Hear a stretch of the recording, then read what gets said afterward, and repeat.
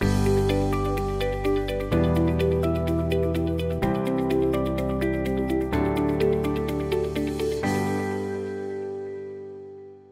officially starting March 2nd, Stormwater Management Advisory Commission meeting.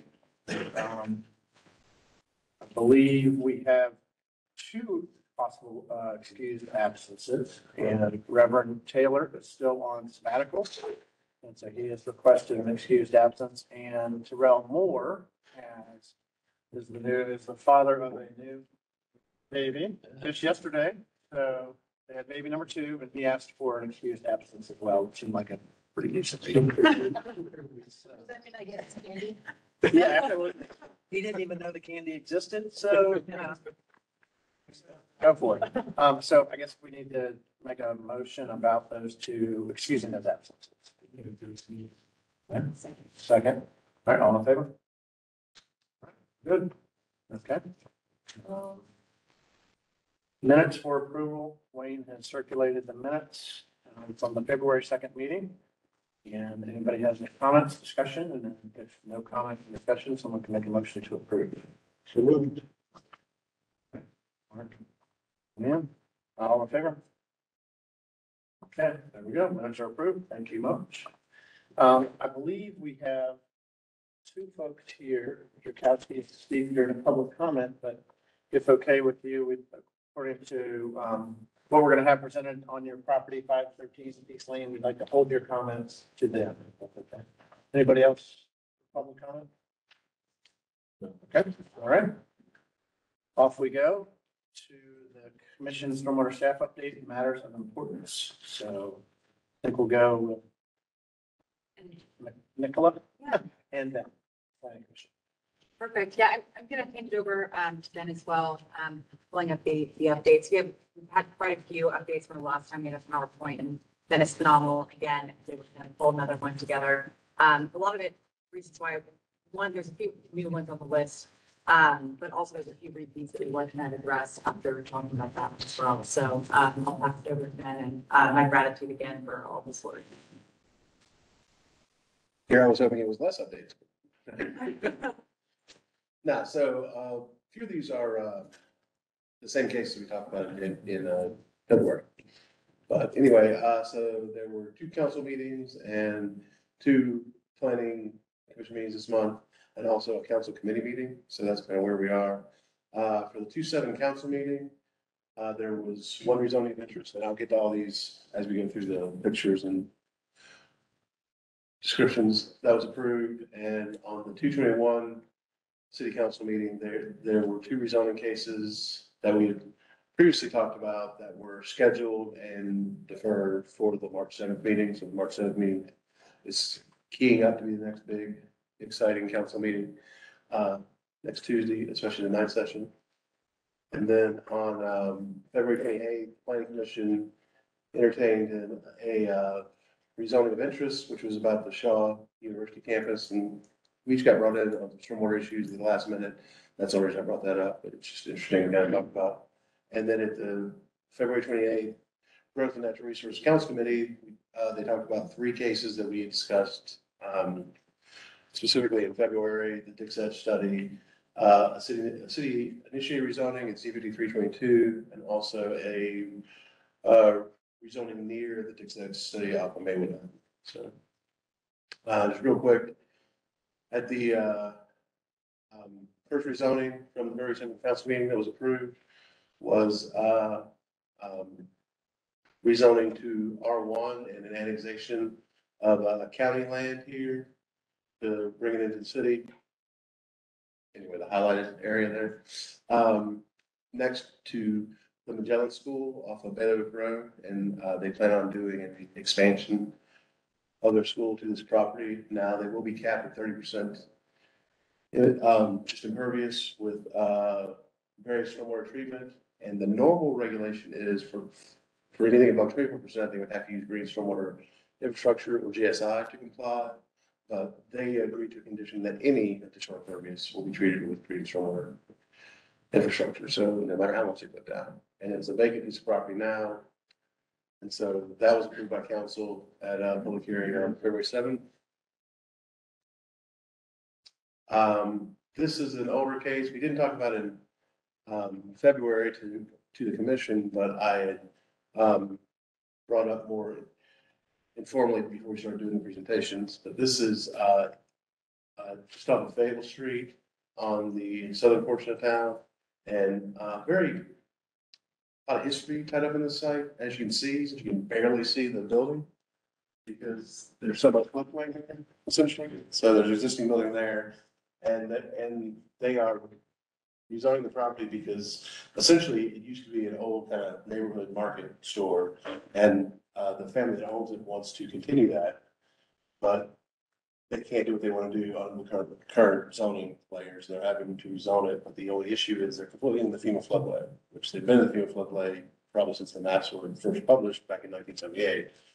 But this building was built about 20 years before that, like 1958. So, but the property owner is pretty committed to doing something with their family property here. And we have had multiple meetings with staff before they submitted their rezoning, talking about what they'd have to do. They essentially can't go out of their building footprint that's there today. It's in like the floodway. So that's with any sort of life safety, ramps, things like that. It's all going to be in that kind of small rectangular footprint. So they're pretty hemmed in by that site, but the owner's pretty committed to keep processing this. And it is finally going to be to public hearing on March 7th. So it's been kind of deferred to work up the case from some planning aspects and things like that. But from a stormwater floodplain, a great site, but apparently it's got a lot of neighborhood history there. So that's kind of why they're not really interested in abandoning the site or trying another area or something like that. So. And stuff I know about it being a neighborhood site, that sort of thing, that's just kind of what I've heard. There's nothing that's been in a presentation. And I'm sure we'll hear that on Tuesday night when they get the presentation. This is the rezoning inside the Mount Line in the Morkey area, Silver Lane, which we talked about last month. Nothing's really happened on this, but it's got deferred to the March 7th public hearing because they're working on some other conditions. Just to refresh your memory, these cluster of asterisks here is not a good thing from a stormwater standpoint, and they are having to attain to the 100-year storm no matter what the property is rezoned for any additional impervious. As Mark, I believe, pointed out the last meeting, there's a lot of impervious on the side already, so obviously any additional impervious will have to be treated. So, but that'll be going to the official public hearing March 7th. And this is the Shaw University case. They were coming in for rezoning of the entire campus to kind of give them a little more flexibility with some building height and things like that. The issue that's kind of tripping them up, like we had in the last case, is this group of asterisks here. So it's one of the areas of their campus drains to that area, and this is some structural flooding here, so they'll have to detain for the 100-year storm as well for any additional impervious that they put on their case. There was no specific stormwater conditions attached to this case, and during the planning commission hearing, there was no comment on stormwater, but their attorney was emailing us fast and furious the day before the planning commission to kind of get some more information on it. So. Now, for the Growth and Natural Resources Committee, that was Tuesday, this past Tuesday, they talked about the Dix Edge study first, and kind of in conjunction with the city initiated just rezoning, which is Z5322. So the Dix Edge study is kind of this whole area looking at development trends and things like that. So it was a fairly large study. It's been going on for a few years, and a lot of the new council members wanted to kind of get up to speed on it and have a little more time to look at it before they passed it. And so they did. They took some neighborhood input about it. The biggest thing was some of the roadway designations for more urban roads. There was pushback on because there was going to be larger height allowances, like along these urban corridors. Some of the existing neighborhoods didn't really like that aspect of it, having that additional height. So essentially what the council did is they approved this with taking out those kind of road designations and send it back to the council, and it should be heard at the March 7th council meeting. Now, in conjunction with it, they talked about this Z53 case, which is the city initiated rezoning to find some parcels for affordable housing. As you recall, last month, when we talked about it, it provides us 3 parcels here, here, and here. The city council did not feel comfortable approving this parcel and this parcel for rezoning, but they did approve the small parcel for rezoning. So what city staff did was kind of break up this. This is technically C53B 22 now, which is just these 2 kind of other parcels. So they talked about that at the Growth and Natural Resources Committee meeting. And after much discussion and presentation by planning, and Wayne did a good little presentation, cutting some cross sections of floodplain. This area here, as we talked about, is about 11 feet higher than the floodplain. But the council committee still wasn't comfortable with kind of approving that for affordable housing. So they sent it back to the council with a motion for denial. So that'll come back up at the Q7 council meeting as well.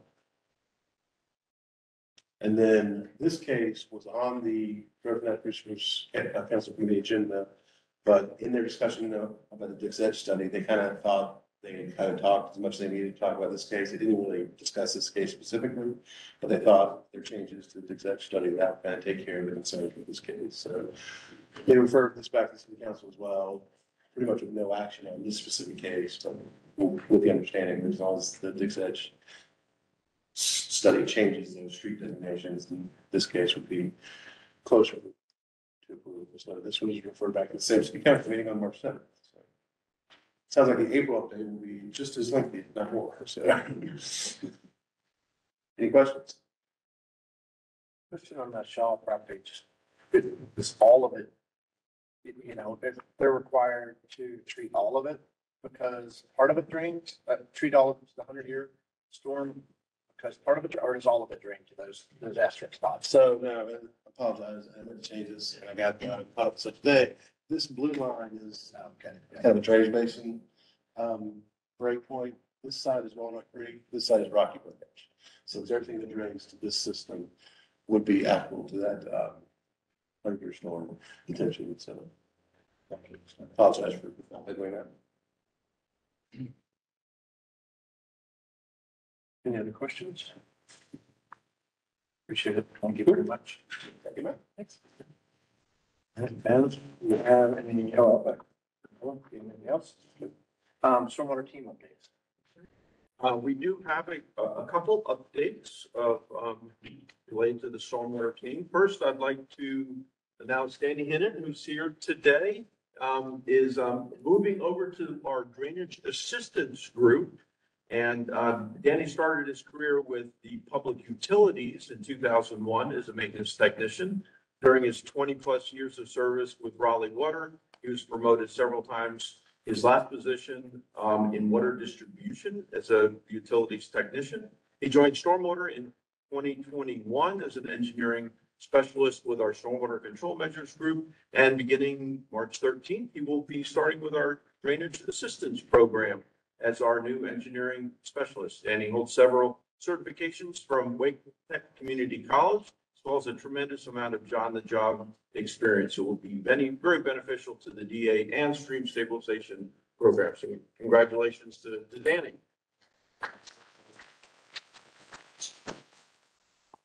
And then next, Laura Johnson. I don't think Laura's here today. Okay, so Laura's not here today, but Laura, who you've seen, she has been in the stormwater controls measures group. She has been promoted to the support supervisor of that compliance group. She's been working in the stormwater division for over 4 years, first as a specialist, then in her current role as senior specialist.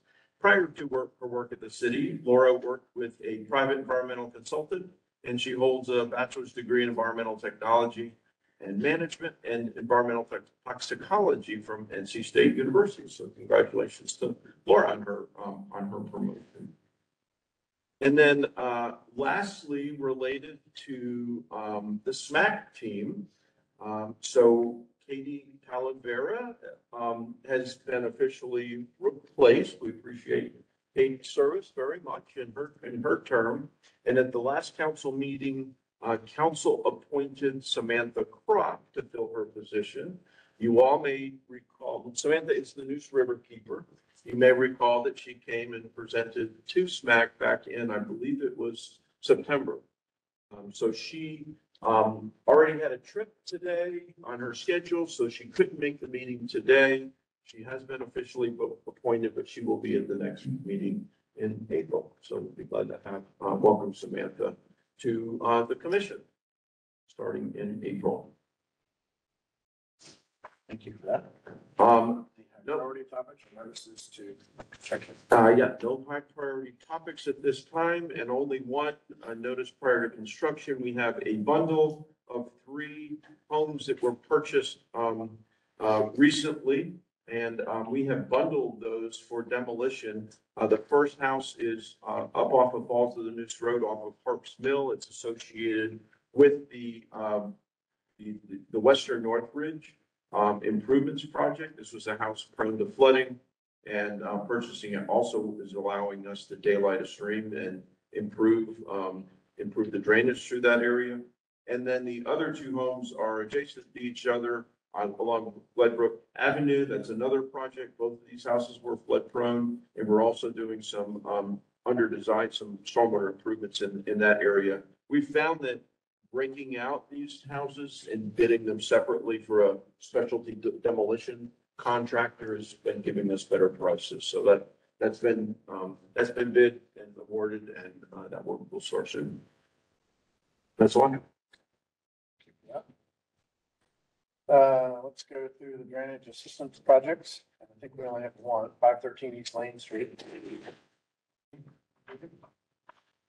And Chas, I think, is sick or out today. Chaz is out today, yes. And this was a project that we put in the urgent category, is why we, if you look at past lists, it wasn't on there. It's recently come to our attention, went right to the top of the list in terms of the priorities, and you'll see why in just a moment here. So Chaz was not planning to be here, but Money has stepped in his seat. Please. Thank you, Ben. Yeah, good afternoon, respected members. I'm Mani Kumar, I'm the stormwater administrator, and I'm not the newest administrator anymore. Barbara is the newest one, so glad to be here. This is my first presentation here. I'll just give a quick overview of the program and the funding overview. So as you know, the Stormwater Division's core mission is to preserve and protect life, support healthy natural resources, and complement sustainable growth within the Raleigh community. For a project to qualify for the DA program, first and foremost, it has to be within the city's limit, the boundary of the city. The next is to have the stormwater runoff, either from the public right of way or from the public properties. And last but not the least, the property owner has to agree to donate the right of way easement, or the drainage easement at no cost to the city. And it does not cover the nuisance flooding and lot drainage. On the funding aspect, like we get like $1.25 million a year, which covers roughly around 8 projects. And yeah, and the project selection is based on the ranking the overall score of the project. That's done in the prioritization model. So this is a quick snapshot of the top 20 projects that we have in the list out of 103 projects. So the list was updated on February 20th, last month. So as you can see, the number one project is this project, the East Lane, based on you see the this is a quick overview of all the projects that we have citywide. So all the yellow circles that you see, these are either active or the completed projects. And the one in the star here, that's the project that we are going to talk about. Again, that's the red rectangle that you see here. That's the parcel. And there's a house that you can see, that's the footprint of the house. This building was built in 1930, so almost 93 years old. And it lies in the historic Oakwood Preservation District.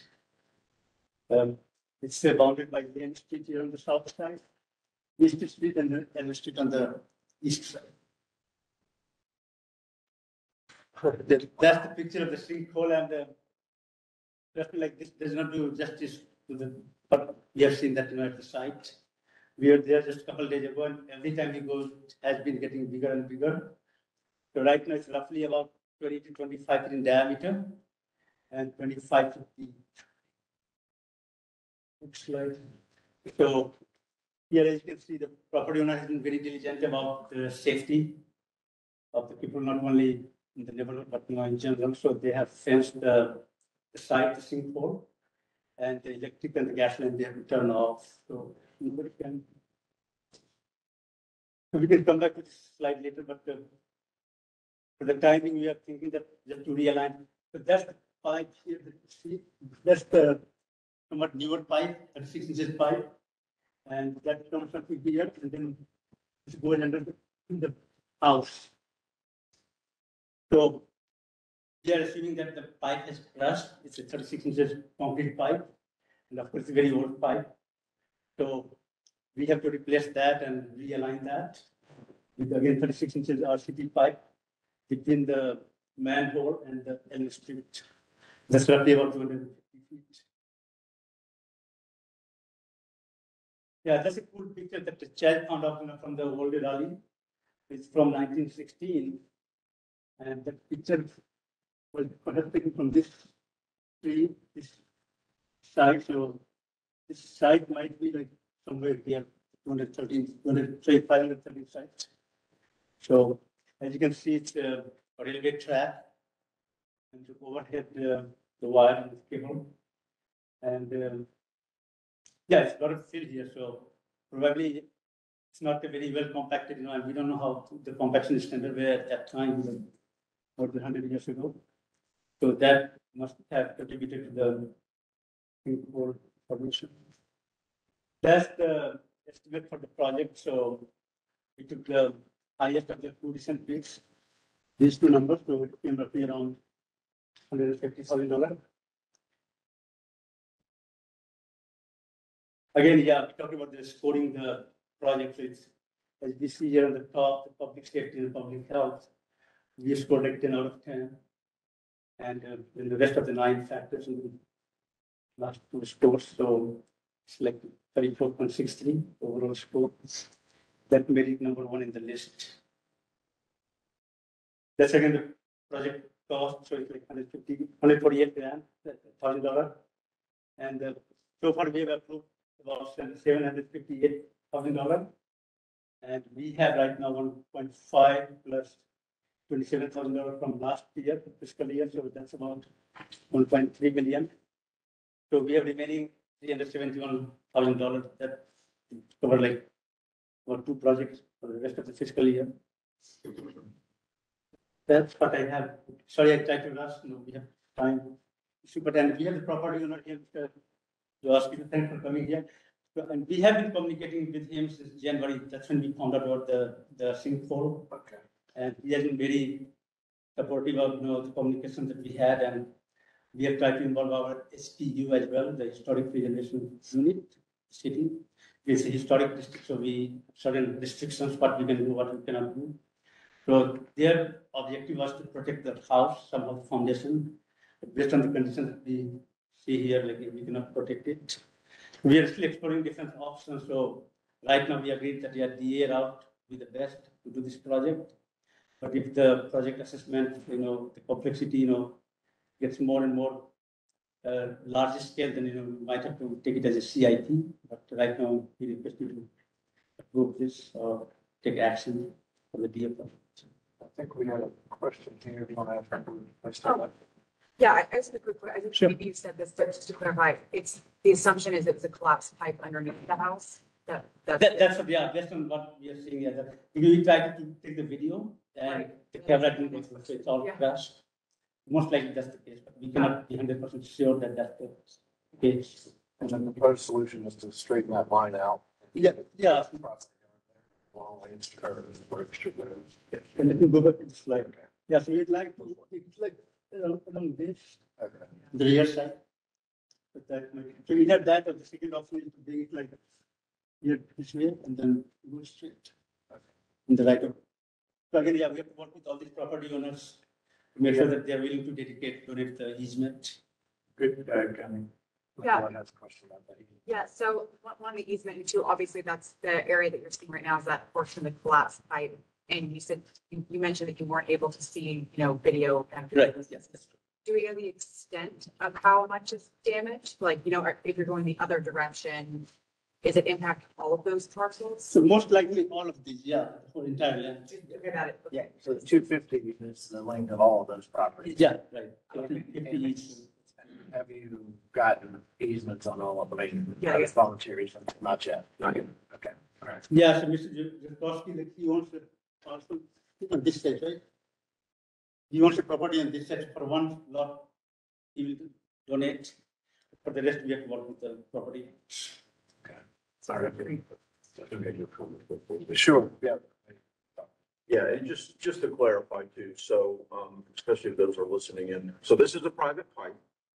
It was put in before 1920. And so there was no easements dedicated because the city wasn't involved in putting in these types of projects at this point in time. We literally have a map on our wall at the stormwater office from 1920 that has this pipe on it. So we know it's over 100 years old at least, and Mark knows what map I'm talking about. So we would never allow a house to be that close to a pipe under today's development scenarios. And Money mentioned this, but the upstream pipe is all brand new. Those three houses were brand new. There was an old church there. The pipe used to cut straight across that property, but as it was redeveloped, the new pipe was routed around the back and tied into the manhole right there at the property line. Okay, so from that point to the right downstream is all the old 100-plus-year pipe. We haven't been able to access it because of the sinkhole. And then the other side, the manhole is completely buried. So we couldn't get in that side either, but we suspect the condition of the rest of that pipe is likely very poor.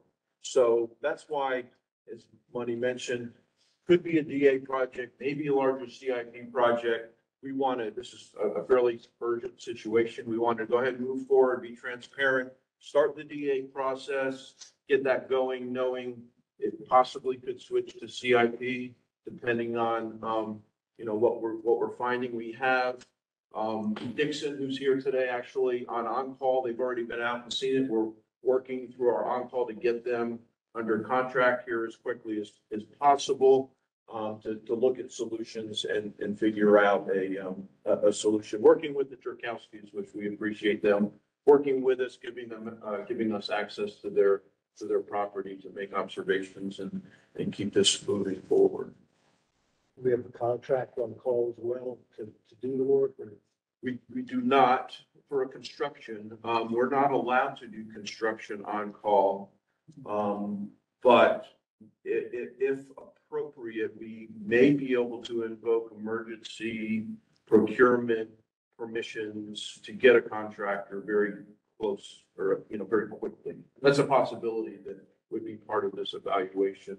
And part of the evaluation too, and I don't want to speak too much for the Jerkowskis, but, it's their house, so it's their decision what to do with it, okay? It's still all private property, but there is evidence that the house is collapsing and may not be savable at all, right? Which actually might make this situation a little less urgent, although there is still a blocked stormwater pipe there in that vicinity, which must be considered.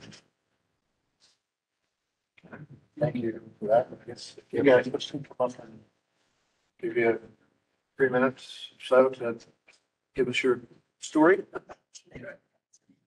Thank you for letting us speak today. We've owned this house for 20 years. I bought it in 1999. It's an investment property. It had 2 duplexes in it. This is affordable housing, something Raleigh's in dire need of. We had to vacate 2 tenants out of there literally in the middle of the night. We disconnected all the utilities to it. And it is in imminent danger. It moves with every new storm that The whole comes house through. is shifting. It's shifting towards the hole.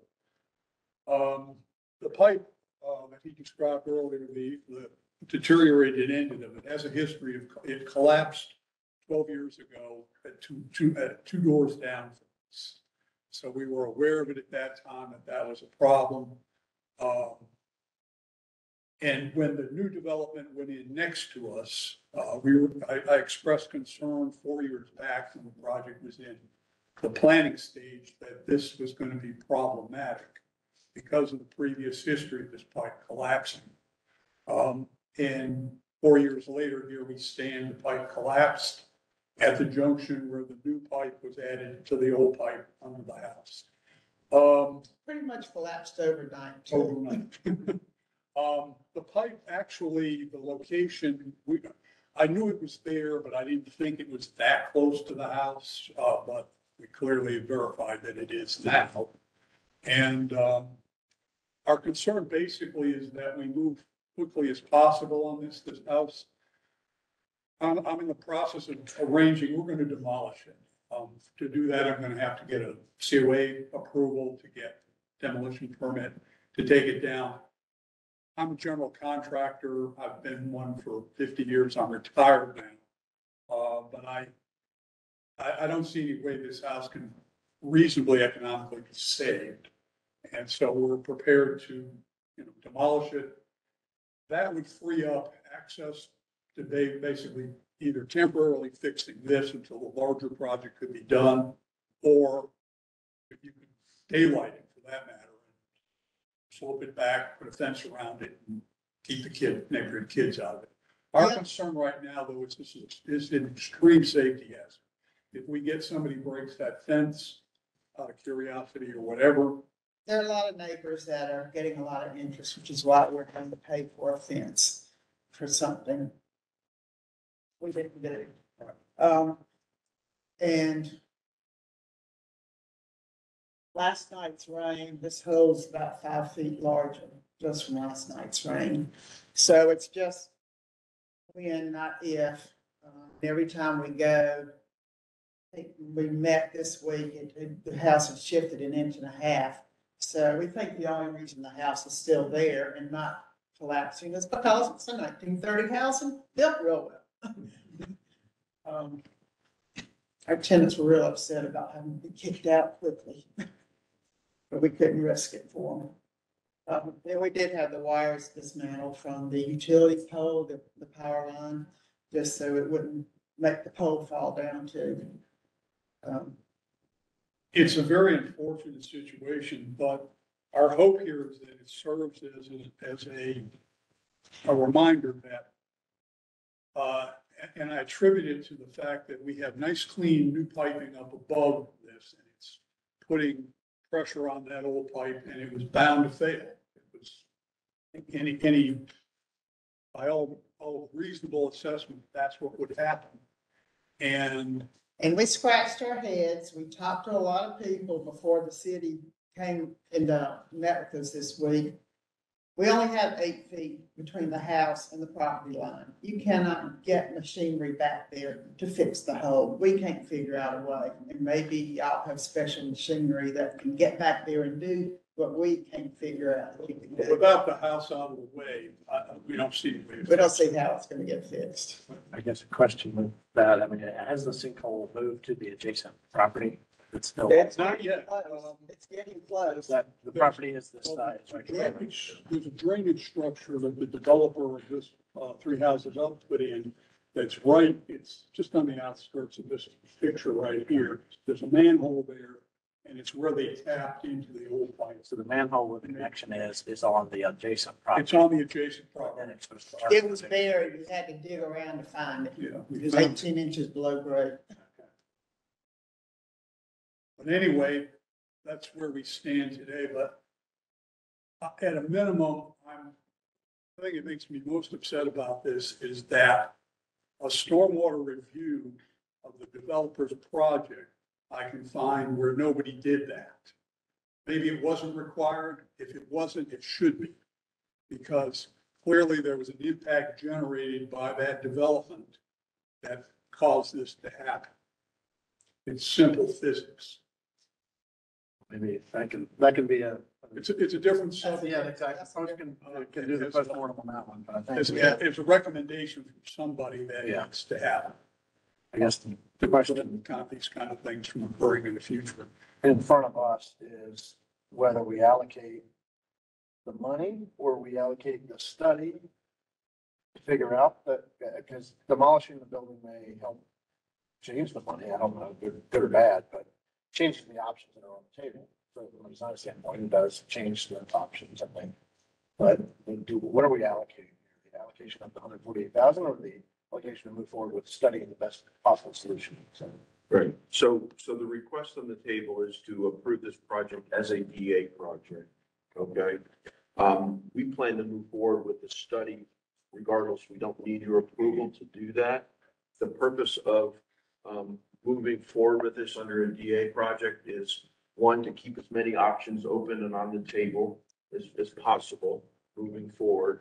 And frankly, two, to add some transparency to this issue because it's so urgent, give the Jerkowskis an opportunity to come speak on their behalf to talk about this DA project. But as Money mentioned, we're still not certain if it will move forward ultimately as a DA project or possibly as a larger CIP project. If it were a CIP project, we would have to find funding from somewhere else, but it would not necessarily have to come back for your approval, okay, in order to do that.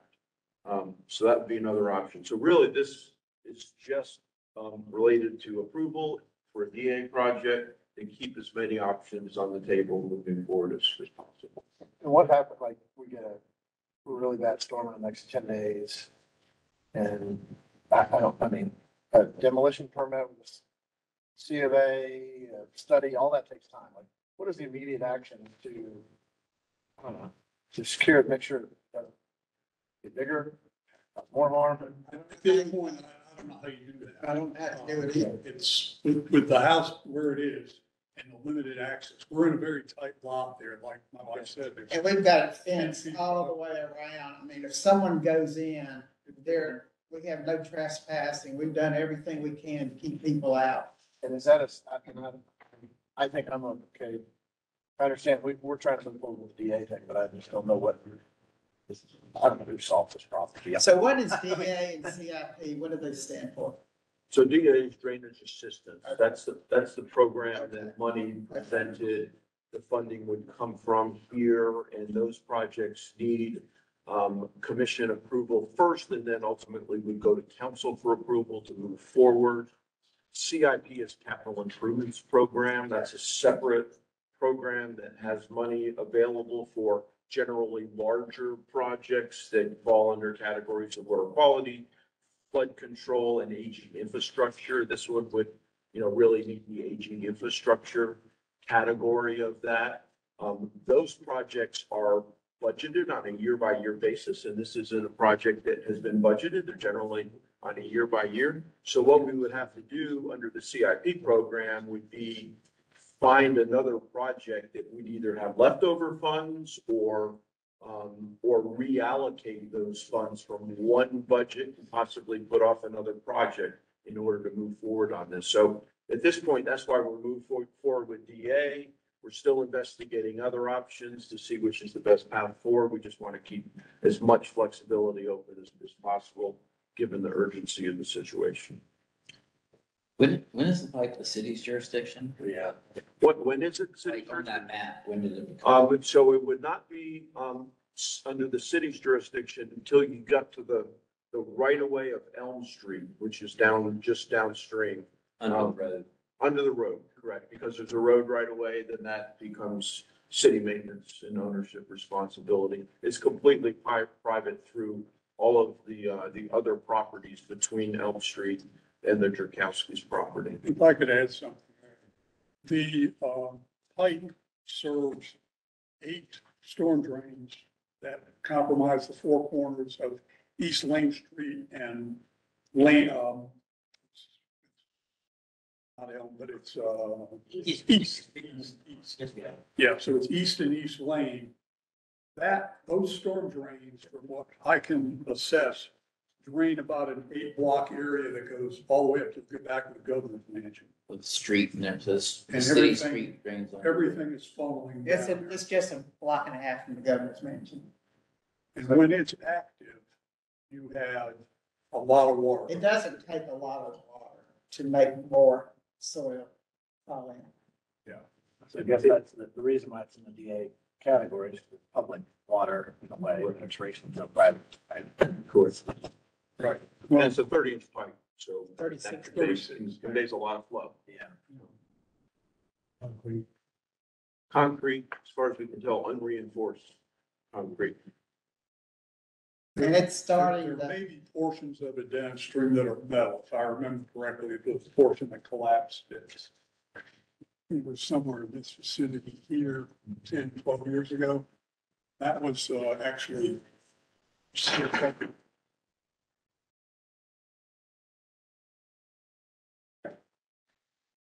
That's the chase. We've got a 100-year-old pipe system that's been in its life expectancy anyway. it's past.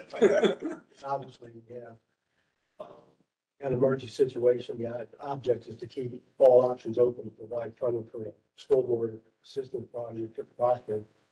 Based on that, I make the motion that we go ahead and approve this one and move it on. I feel terrible that it's a point now where they may not be able to salvage the house, but it's, you do what we can.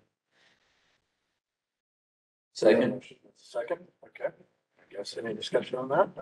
Okay. All in favor of the motion? Okay. Passes to the DA project. Very good. Thank you. Thank you. Thank you for your help on this.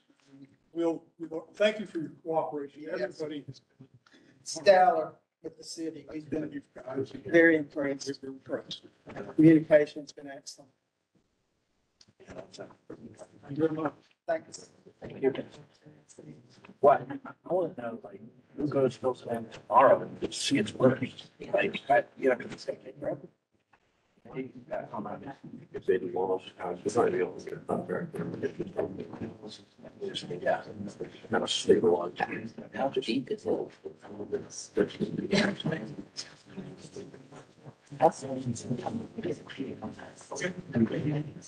Yeah, we would give it to. All right, Eric, you have a question? How deep is that pipe? I'm sorry? How deep is it? It's deep. It's between 15 and 20 feet. I think we pulled that upstream manhole. Mark, you saw at least 15 feet. About 14 feet.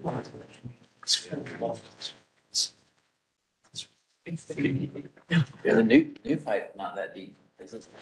In the, on the upstream. On the upstream side, I don't know. Did you see the new pipe coming in? It's gotta be the. And I'm speaking on the pipes also. Been 36, right? 36. Yeah, that. Maybe. Well, we need to have road programs. Yeah, yeah, single family, yeah. Okay, so we have Carmella here, talk about Capture It. We also have Candy that says Capture It. So I'm associated her visit with the candy, maybe. It's exciting. Thank you, whatever you want it to be, or to keep you awake. Yeah. So for those of you that don't know me, my name's Carmela, and I've been with Stormwater 18 years, and I have been the education and outreach specialist for the past 14 years. And so some of you in the room may be familiar with the environmental awards. I know Graham is very much, and Mark, one of our guests, is as well. It's staff here. So the environmental award started about, I think it was about 16 years ago. Stormwater was involved with it from the very beginning in the background, so to speak. We didn't have our own contest. And about 8 years ago, we started to have our own contest for students. And it started just for the high school level within the city of Raleigh limits. And as a matter of fact, Mr. Hertzman was the very first SMAC member and SMAC chair to actually determine the winner of our contest back then. And so it's come a long way since then. It was a pretty cumbersome process to get started. And about 5 years ago, we actually made some big changes to it. We added 8th graders, which tend to have a little bit more free time to be creative and put their creative juices to the test. And we've been real successful. This year we've had 55 entries, the most entries we've ever had. And we had representation in every grade level, 8 through 12. So I am very pleased that we've come this far. You've got a sticker there along with your candy. That was our first 8th grade winner, the very first year. That was his art. He won $500 for that sticker. And it's now part of our outreach when I'm in the schools. So we also have Slow-Mo here. This is a Eastern box turtle, and he is now part of our welcome table when we're at public events and in schools. As part of the employee committee, our fearless leader over there suggestion, we held a contest to name him or her. And we had about maybe about 50 entries. Yeah, a lot. Some staff members sent in 10 different names. And it was, I kept hearing how much fun it was. And so Wayne and my supervisor, Heather Dutra, were the judges. And so we do have our winner here. Our turtle's name is Slow-Mo. And our very own Scott Smith here. Stand up. Won. And so, as you can tell, she is decorated for St. Patrick's Day, and I hope to put some little kind of decorations on our welcome table at our public meetings and such. It brings the kids to the table and also opens up for questions and things like that. So he's our newest little sidekick to our public meetings. And so we're going to start with our art entries. Now, I think all of you have a cell phone with you. If you can check your email, you were sent a link where you're going to vote. Much easier process.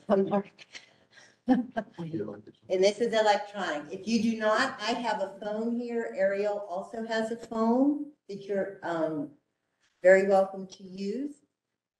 So it's pretty simple. Matt's going to go through each of the art first, and then you'll hit a next button and you'll vote for the videos. Please keep in mind that we had an internal jury last week of staff that scaled this down. We're not going to be looking at 55. You're going to be looking at the top 5 in each category. Part of that is to review for content and guidelines and make sure that the messaging is clear and direct. It started as a public service announcement, and now it's so much more than that, as you can tell. Ultimately, with our art, we'd like to do stickers if it can transfer into that format. Some of these are very detailed, so you will be voting by hitting 1 to 5 stars. 1 is the least, 5 is the most. Do not submit your form until we're done with all 10. Anybody have any questions? I was gonna say, I got the link opened up and I'm getting don't have permission to view or respond to this form. Okay, so here, I'll give you my phone. And now you definitely have it. So I'm sure. Is everyone else? It would have come from me, and it would have said stormwater contest or capture. Refresh it, everything.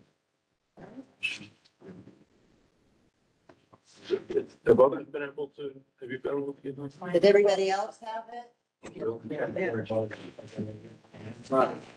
Once we decide. Here's where. Try further. Try mine? I'm You sorry. can just use mine if you're not. I think we need one more. I can also bring it up on my laptop. Anyone else is having it too?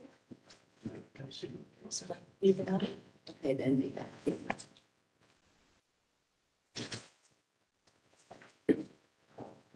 Can't send it. I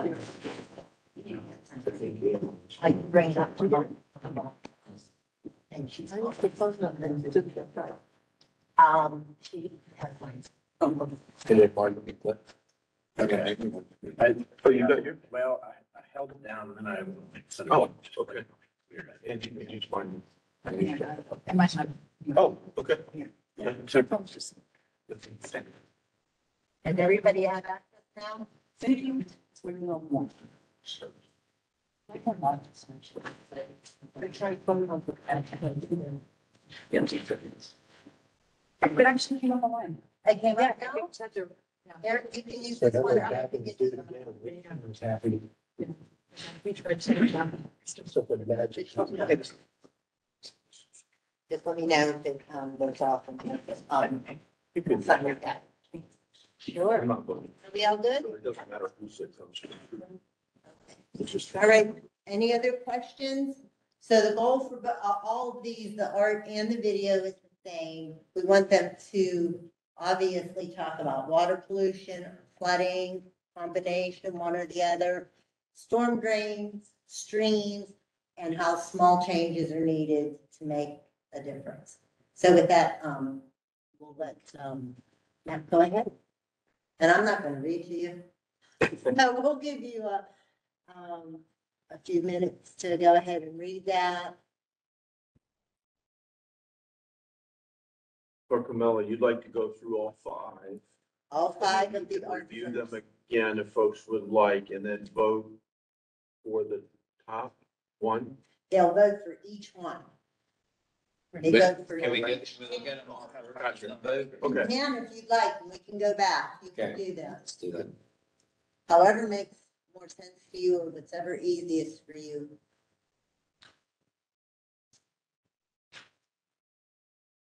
And we have time, so don't go rush. And as you notice, I just did put their grade level on there just to give you an idea of how talented these folks, these students are.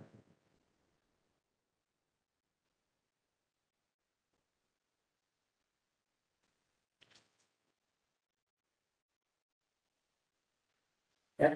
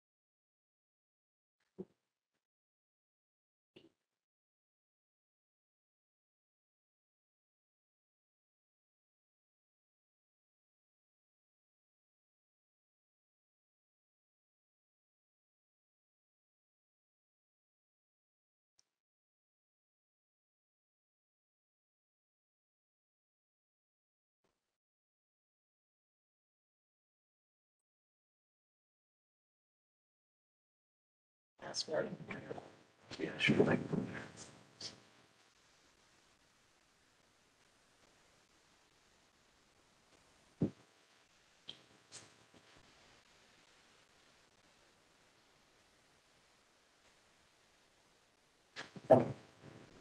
Matt will go through those five one more time for you, and you can go ahead and make your selections or vote for those.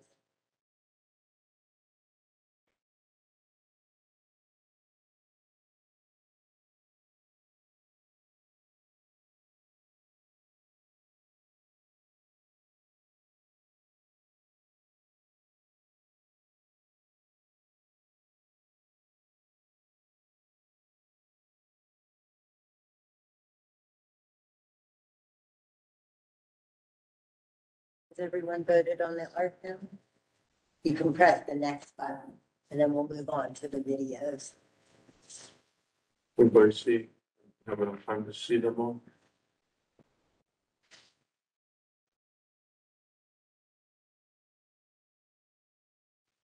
Videos are pretty unique this year. All right.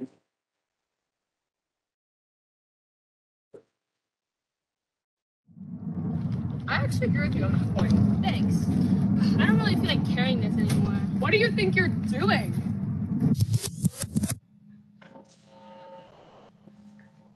Littering does more than make our streets look trashy. It can also clog and pour in storm drains and cause stormwater runoff to be polluted. Stormwater runoff is rain that falls onto surfaces and can end up in places like our rivers and lakes. Pollutants like trash, paint, and even oil can oftentimes contaminate our precious water sources, making them way too dirty to use. So make sure to properly dispose of your trash in order to keep our water sources clean. And remember, literally, just don't litter. You're right, I'm sorry.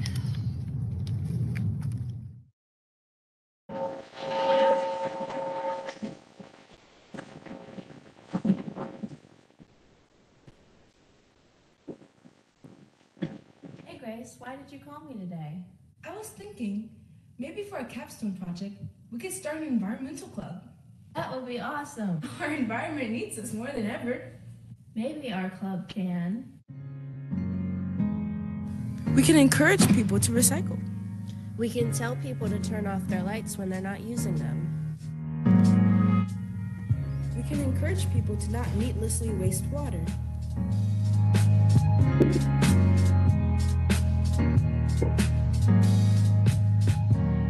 We can also help by picking up trash in different neighborhoods.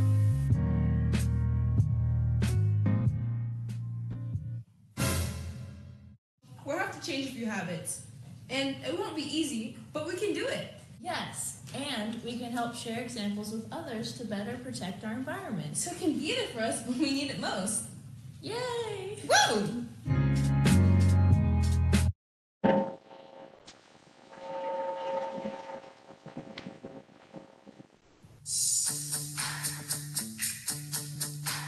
Yo, Coop. Let's save it. Stormwater baby. Stormwater baby. All right, stop. Cover your dirt and listen. Doers here with a brand new intention. With dirt and mulch, you gotta cover it rightly. The odors hit the air and mix all tightly. Will pollution stop, yo? I don't know.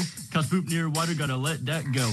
Putting it near water, that's a scandal. It mixes with the water that the fish can't handle. Plants, with water it blooms. This rain down your roof, so go collect it soon. Directly, down the water comes steadily. Collect it in a bucket and go water your celery. Love it or leave it, the water gonna spray. So go to Autobell, reuse and water every day.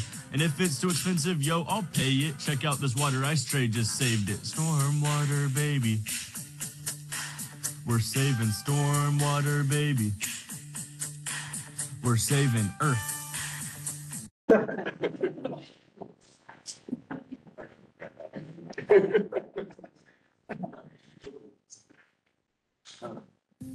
The Neuse River can be so beautiful, but we've let a little problem become a big issue.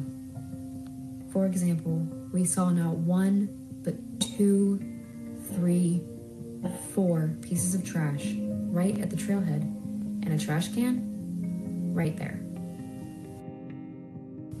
This pollution, cigarette butts, car oil, pet waste, runs down into the river every time it rains. But the entire time we were on the trail, there was only one trash can. If we have more trash cans, we could stop pollution getting into the river like this.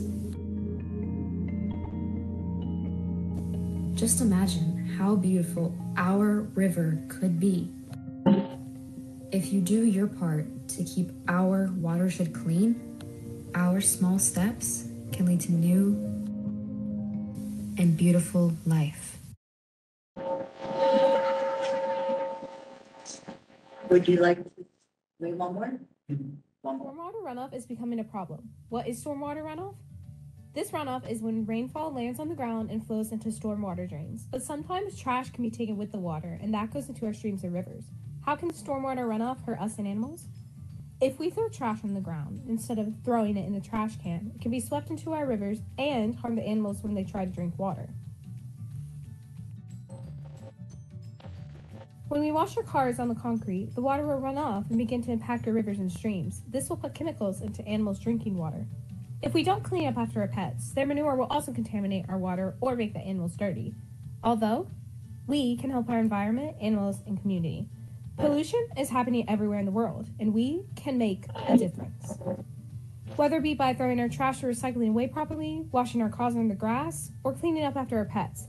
There are many other ways that can help keep our runoff clean. So I say to you, protect your community so the world can become a beautiful place.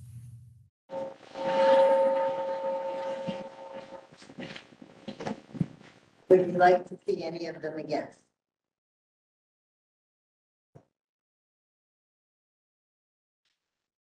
All right, we'll go ahead and vote. And once you've made your selections, if you just hit the submit button, we won't be able to tell you who the winner is today, but we can have Wayne email you afterwards.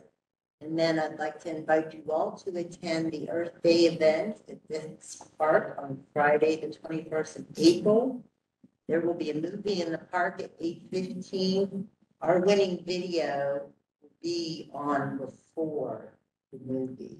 So this will be a huge PSA announcement to the community this year. We'll also be honoring our award winners during the environmental awards portion of the event. And I think that's 6:15 or 7-ish, something like that. I can forward that invite to you when the Office of Sustainability. Thank you all so very much. Yes, ma'am. Oh, no, we're good. Okay. Has everyone voted, had a chance to vote? And my favorite part of my job every year is to see the creativity from these students and how their minds work. So I hope you enjoyed it. Thank you so much. Thanks. Yes, ma'am. Did most of the students do this through their science classes? We are very fortunate that since we started the contract, that we've had two particular schools, and two teachers that have made this part of their curriculum for their students. And so that's been a real blessing. It also adds a different, I guess, concept to their teaching method, is to actually make the students' voice of their learning in this manner. Others are just art students from local schools, or you don't even have, you can be a at-home student, you know, a homeschool student, as long as you live or go to school within the city of Raleigh. Anybody in that age? Any other questions? I would just like to say thank you. There's quite a bit of effort to coordinate with schools, get them motivated, get them going, and staff to review and get us down to this. So thank you to you for doing that. Appreciate it. And Mr. Senior, was the approver for this moving forward 8 years ago. So a little bit of credit to him as well. So Thank you, Mark. thank you all. Thank you. And can I say, when we started this is so special to come back and see all of this grow. Well, the technology, It's very special. the technology, and I know these kids, the big graders, I know fourth graders can use this thing overnight. So, yeah, they're amazing. So, thank you all so much. Thank you. All right, Wayne is going to present us the budget fiscal year 24. Great. Thank you all very much. Pleased to come here today and talk about our FY24 budget that we will be presenting to City Council at their upcoming March 13th budget workshop. Last month, you may recall, we tried to set the stage with an overview of the budgeting process, talked about the FY23 budget, a lot of the breakdown of the operating and capital costs. So today I'll take that the next step further and talk about the actual proposal for this next coming fiscal year FY24, which starts July 1st. And this will be part of the city's overall budget that will be presented to council. And in the state of North Carolina, the city is required to present a balanced budget. So they have to match at least the projection of the revenues to the projected expenses. And so that's what we also do here within stormwater. Again, quickly, mission is to manage stormwater to preserve and protect life, support healthy natural resources, and complement sustainable growth for the community. That's what we do every day. We thank you for your support and guidance in doing that. Photo here, just a little perk for a recent community stream stabilization workshop that our staff did. Dominic Smalls partnered with NC State, Mitch Woodard, to put these on, and they've been doing more and more of these. So great opportunity to get the community involved and actually do some good work for stream stabilization as well. As you've heard me say, our stormwater vision is to be the smartest stormwater program possible to economically and equitably achieve our mission, to be stormwater smart. We use that tagline in a lot of our outreach and education materials. Being stormwater smart means a lot of different things. We use that philosophy in applying all of our many programs, which you've heard about, many of those recently. And today we had a workshop with the city's IT department about all the different ways that we are collaborating with them. It was actually very exciting. We talked about a lot of the same projects that you've heard us talk about. The flood early warning system was a big part of the discussion. The asset management program and the risk modeling and everything that we're doing associated with that, including a lot of the condition assessment. We talked about our e-builder project management and construction management tool, which we're implementing, and stormwater is leading the way for the city in implementing some of those new project management processes. And we talked about SharePoint and a lot of the work that we're doing internally to help improve our document management, our internal processes, our hits and misses report, which is an internal report that we write every week to summarize key issues of key incidents and occurrences that have happened in the last week. So that was a great workshop, and I think representative of how we are trying to be stormwater smart. But stormwater smart is also important philosophy for the outreach. Carmela just talked about the Capture It program. We try to teach and educate the community on how to be stormwater smart, the importance of protecting water quality, understanding risks associated with flooding. So lots goes into us implementing this overall mission and vision. We face many challenges. You all see those every meeting. Flooding continues to be an issue, and climate change and increased frequency, intensity of storms and larger hurricanes will continue to make that a challenge. You've heard about the aging infrastructure issues. That's really what our asset management program is focused on: better identification of poor condition pipes and trying to become more proactive in maintaining and replacing and rehabilitating those pipes. And lots of water quality, erosion issues, the relatively new stream stabilization program, which you all supported and has been approved and is in place now, along with the bank stabilization and the workshops and the continued work there, along with the erosion and sediment control work that our development inspections team does every day as well. But we're doing a lot of great work, implementing lots of solutions.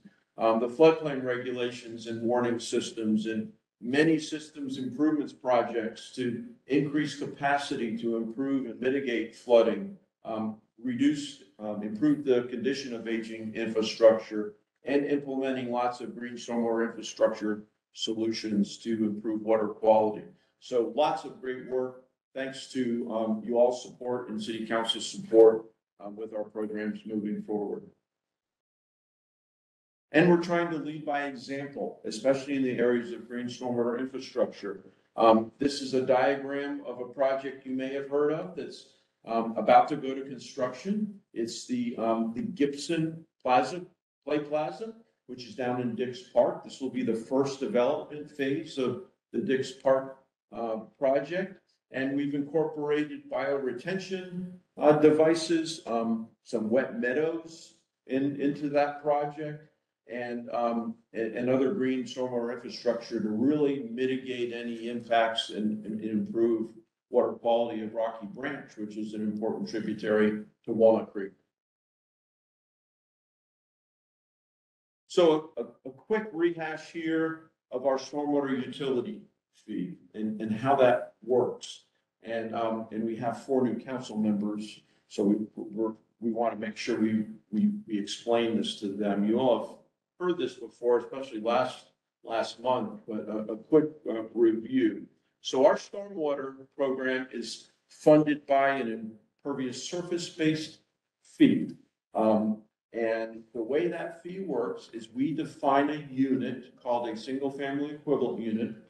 And based on a statistical analysis that was done back when the stormwater utility was set up in 2003, 2004, that unit is 2,260 square feet of imperviousness was the median for a single-family home. So that 2,260 square feet, that's our unit of measurement, okay?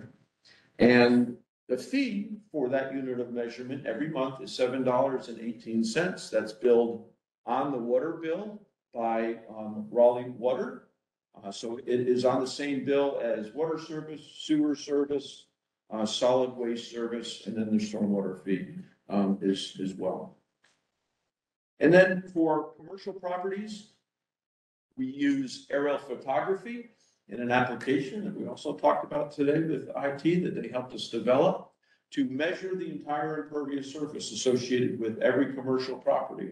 So here's an example of a commercial building in a surrounding parking lot, pretty typical. You see these all over Raleigh. This one has 47,303 square feet of impervious surface, the building, roof, the parking lot. So the way that property is billed, we take that 47,303 divided by 2,260, our unit, and that comes up with 20.93 single-family equivalent units. So in order to calculate the bill that they're every month, take that 20.93, multiply it by the $7.18, and you get $150.28. That's their monthly bill that goes to the stormwater fund. And this is how 95% of our revenues come in to fund our stormwater program. The other revenues, we have some permitting fees and so forth that make up the other 5%. But this is by far the majority of our stormwater revenues. Interestingly enough, too, of the total units and of those revenues, about 2/3 of that is from commercial, and about 1/3 of it is from residential. So it gives you a feel for how much impervious surface is out there and how much of it is associated with commercial industry. And we think that impervious surface-based fee is a very fair way, because impervious surface is a good surrogate for downstream stormwater impacts, both on a quantity side and a quality side. So that's why we think this is a good way to fund our programs. So going back a little bit of history, we started our utility in fiscal year 04, which is actually July 1st of 2003. And the fee started at $4 per single family equivalent unit per month. And then there were no adjustments to that fee through fiscal year 16. So about 12 years there that it stayed at $4. Then in FY17, it went up $1.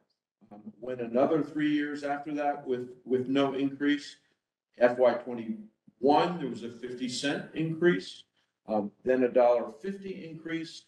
And then just this past year, the fiscal year we're in right now, another 18 cents increase. That's how we got to the $7.18 where we are right now.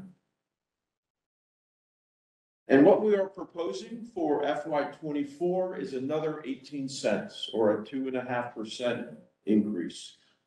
We feel like we Going back to these two larger increases in FY 21 and 22, we were able to expand a number of programs, add a number of programs. Now we believe we're to a point where we can really keep those programs sustainable with more modest incremental increases. So that's driving the additional 18 cents. That would bring the SFEU unit to $7.36 per month, estimated to generate about $35.9 million annually. And we would allocate about $12,600,000 to our capital improvements project, with the difference being operating costs. Let me show you, I'll show you in a moment what that breakdown. So adding that to this, you can see where that proposal, the additional 18 cents would put us in FY 24. So here's the same bars, but broken down a little bit differently. You can see these are the actual revenues that would be generated from the budget compared to those in the past, going back to FY 17. And each bar is broken down by colors. So the lower bars, the green ones, those are the operating costs. The top of the bars, the blue, is the capital improvements costs. And then a couple of here, you'll see an in-between bar, just in FY 21 and 22. And you may recall, I think we mentioned this last month, in FY 19 and into FY 20, we had some fairly significant storms that led to some infrastructure failures, some road overtops, some pipes collapsed in roads. We had some road closures. We had to move forward with some emergency repairs that were unanticipated and hadn't been budgeted for. So we went to City Council, acted quickly, got permission to pull money out of our fund balance. And that's an operating fund balance that we keep for just such emergencies. Generally, we try to keep that about 50% of our annual operating revenues is our target. So we got permission, we pulled that money out, we were able to put that money towards fixing that infrastructure very quickly under emergency situations. But then we wanted to go back and refund that money to the fund balance so that we would be meeting our fiscal parameters of meeting that 50% of our operating costs, cash on hand to have moving forward. So thankfully, we refunded it. We didn't have to allocate anything last year. We're still in good shape with that fund balance, so we don't need to allocate any more this year. And so the proposed budget would generate, as I'd said, about $35.9 million.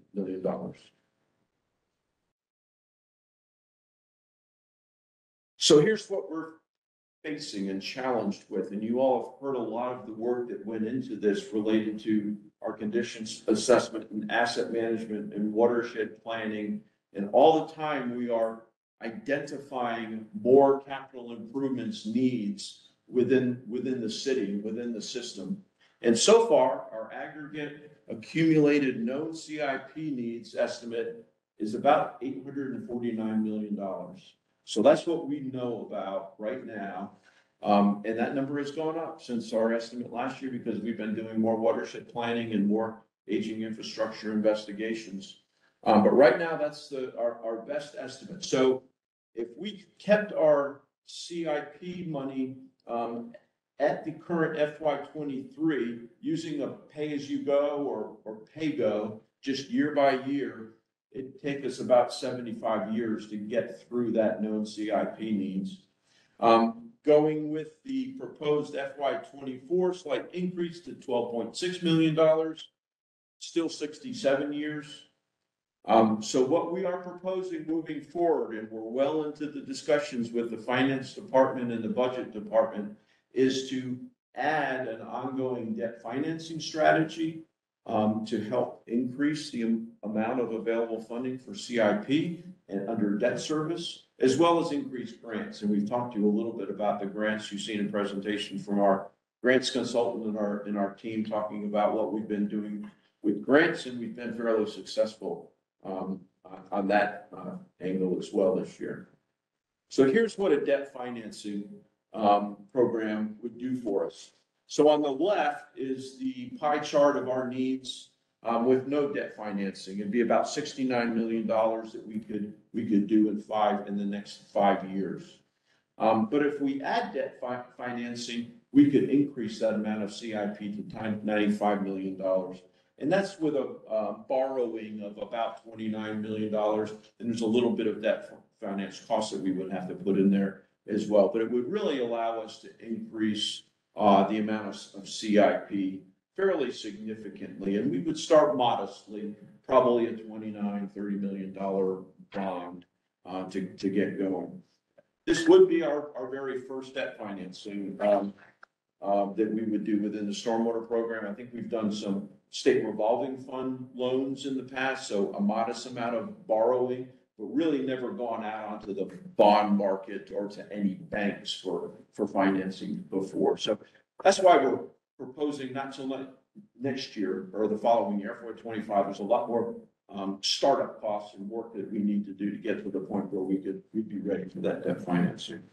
And we want to do design work to make sure that we have projects ready to go construction, so that when we're borrowing that money, we're ready to use it. Because once you go to the debt market and the banks say you've got that line of credit or you've got that bond, you want to be ready to use it, because that's the way you get the best interest rate moving forward. And pleased to report we've been fairly successful in the last year with getting grants. In fact, we've gotten over $4.3 million of grants into the stormwater program. Now, $3 million of that was thanks to the city council support. They got some ARPA allocations to the city, and were gracious enough to allocate $3 million of their ARPA grants to these 5 stormwater projects, which you're familiar with. Rose Lane, that work is moving forward. Worthdale Park stream restoration.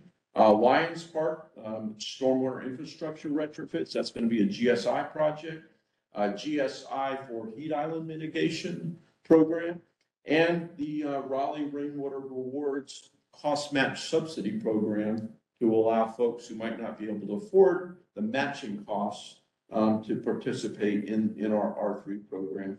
And some other funding. North Carolina Land and Water Fund. You might recall we got $750,000 for the Upper Durant project. Another Durant Nature Preserve Spotswood project. We got some funding.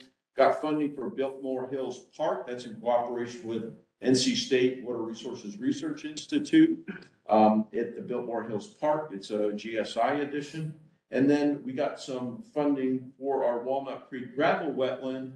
You saw that facility, that's been built. This funding is for ongoing water quality monitoring to help identify the benefits, the water quality benefits of that innovative gravel wetland. So here's where we stand relative to many of our peers. So these bars on the left are the monthly stormwater fee. And then we are right there. We are right there in the middle with our fee. The white bars are other North Carolina communities with a stormwater fee. And then the blue bars are capitals in the Southeast, which are also our peers relative to stormwater utilities, a number of other capitals. So you can see we're right in the middle with the $7.18. The proposed 18 cents addition would not change our ranking. We're pretty much still right in the middle. But we think we do a lot for that $7.18 and have a lot of value to the community for that funding. So that's the presentation. We appreciate your support. We'd be glad to answer any questions, any feedback you'd like to provide us. And no action necessary, but if you would like to do something like endorse this, I could mention that to City Council at the presentation, but not necessary unless you all would feel like you would like to do that, or not endorse it perhaps. That would be an option as well if you'd like to do something different. Be more willing to endorse it if you took that picture out. We didn't go quite Hi, Lord, sorry.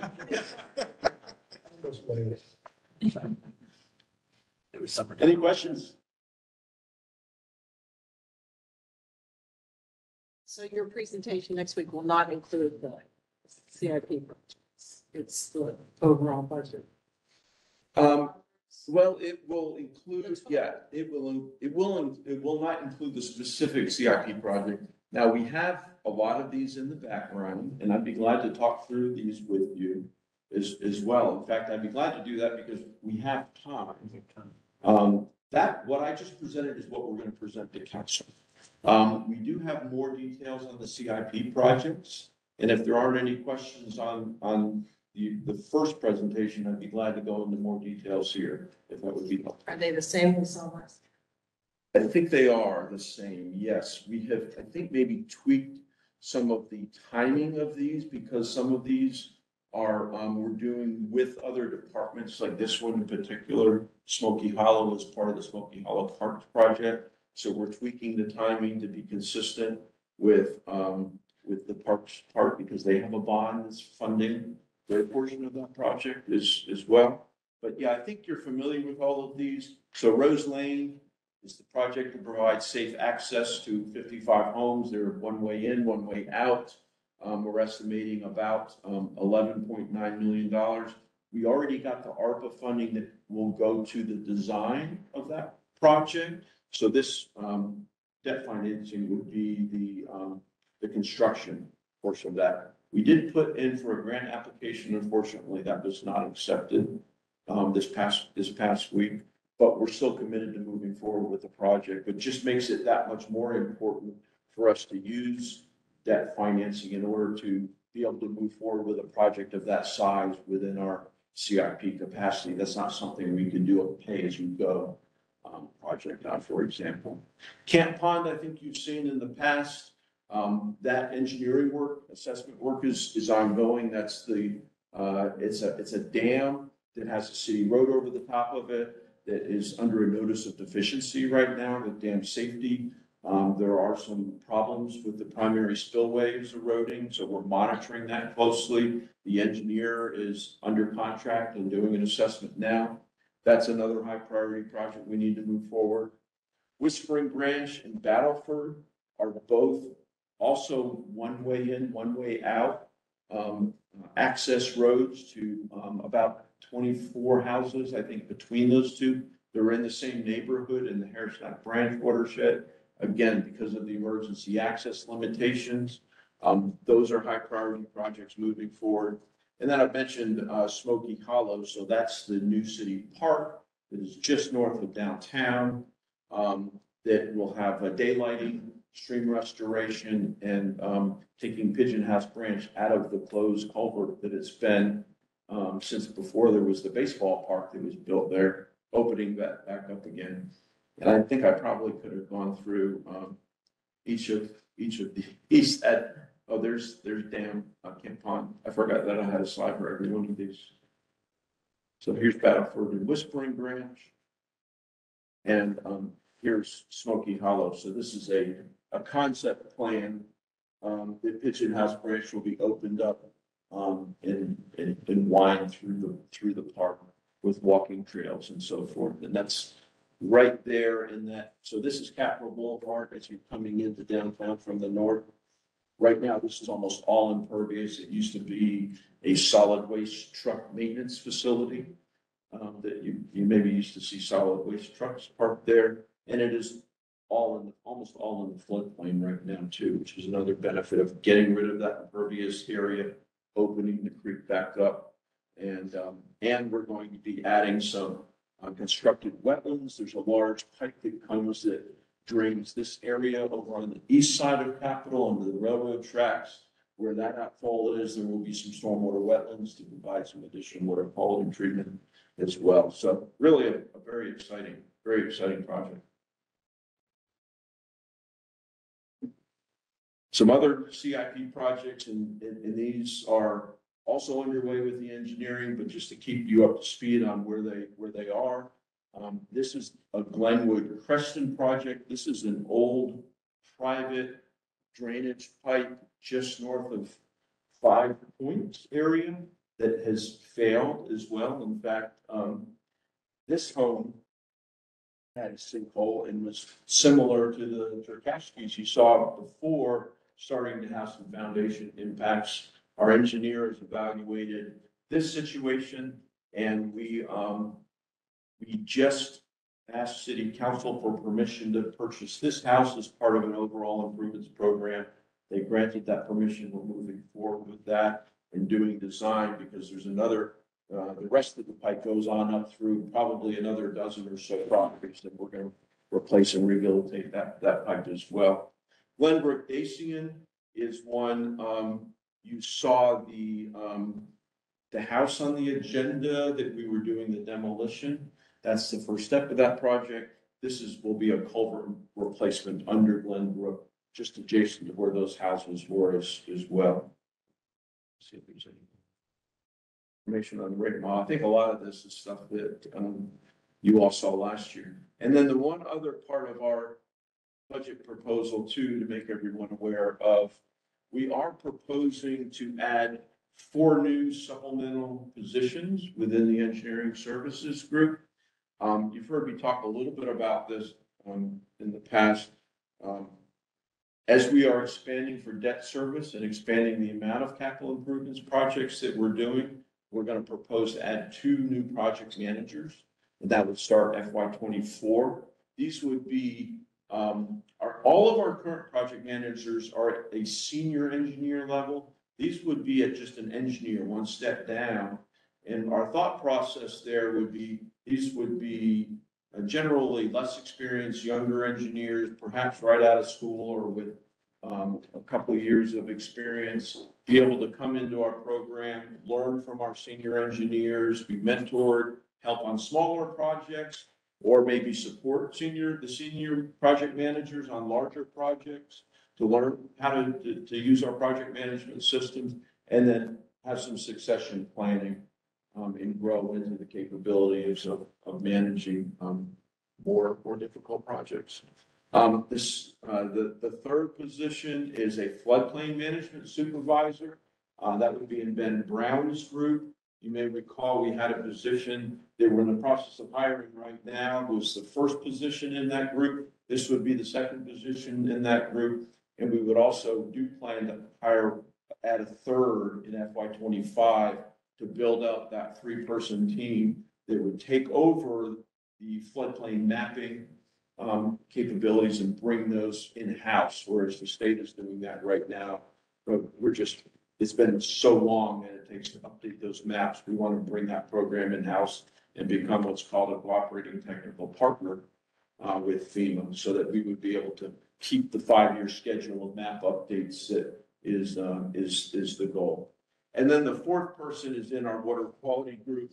That person would help with the MS4 permitting team. You might recall we had the audit this past year, which went very well, but also helped us really focus in on the resource needs of that team.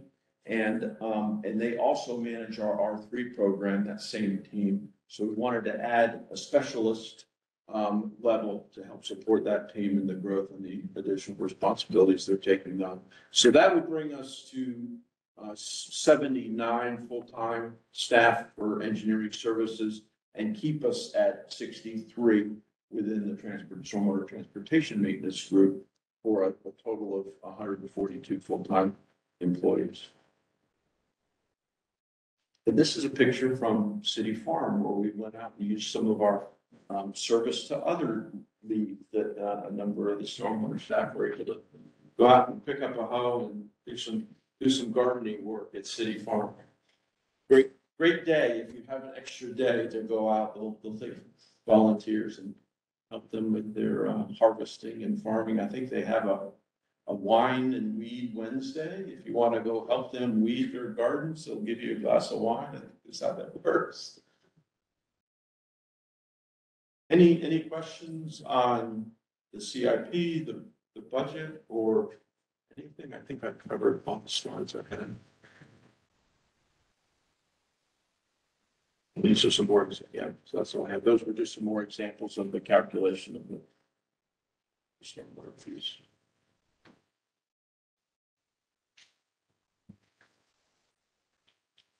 Any other questions? Questions?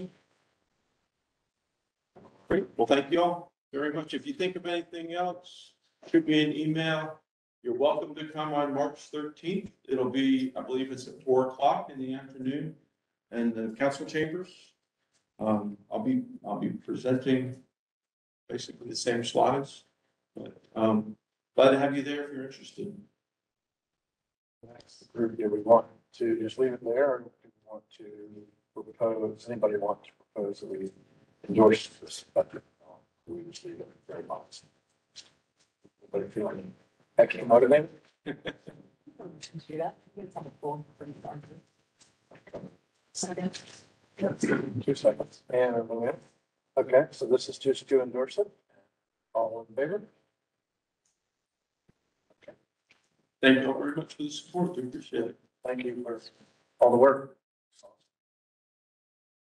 All right, and we are ahead of schedule by about 15 minutes, and I think we have some elections coming up.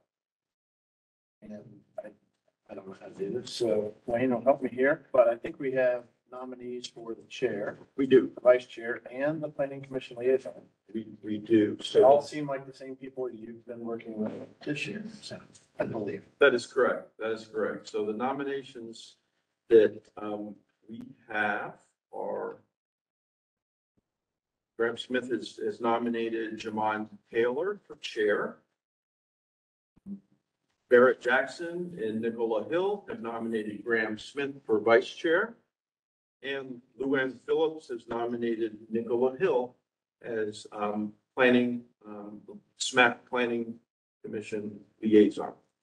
So those are the nominations. I think be appropriate to open it up if there are other nominations anyone would like to make. And then if you would like, you may vote individually or vote on the slate if there are no other nominations.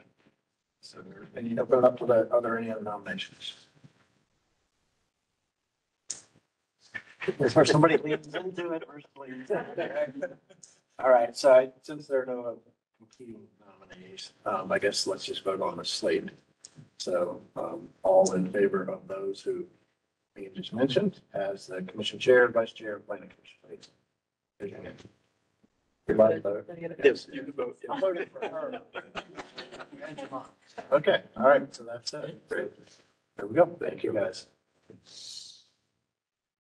Jamon is back on April. And yes, you will be back here at the next meeting. And I think that's it. Other business, Wayne had sent an email, thanks to Mark, who I think had attended a regional elected officials meeting in 21 or 20. It's a stormwater workshop for regional elected officials, March 9th, 1:30 to 4:30 down in Mecklenburg County. And Wayne kind of noted that while we're not elected, we're appointed, and that seems like we would be welcome to attend if we wanted, someone wanted to drive down to Charlotte. And there's a Zoom option, I believe. Oh, too. Yeah, there's a Zoom remote option, and the way I came about that is but Mecklenburg County, well, not Mecklenburg County, but we kind of got a regional council down there that does stuff. I like the Triangle City Council, you know, but one of the things they did, they organized this stormwater education for like officials. And I saw that was for that area. I said, well, can I tune in anyway? They said, sure, that's fine. And it's like this year, they just opened up to anybody that wants to participate. So I don't know. It's a lot of basic stuff, but it gets looked at it from another community area perspective. So I think it's worthwhile to be the amount of time to put this in. Thanks for the heads up on that. I think there was also a stream workshop that was sent out maybe to the stormwater department. Once again, one of those private, it's a state. So, anybody else have any topics to bring up? All right, I want to make a motion to end it all, the meeting itself. It worked through the mud candy at the meeting. Apparently, Eric did good. I felt Mark with so. All right, so Mark made a motion to end the meeting. All right. That's, second, let's, all in favor? All right. Meeting adjourned at 4:40.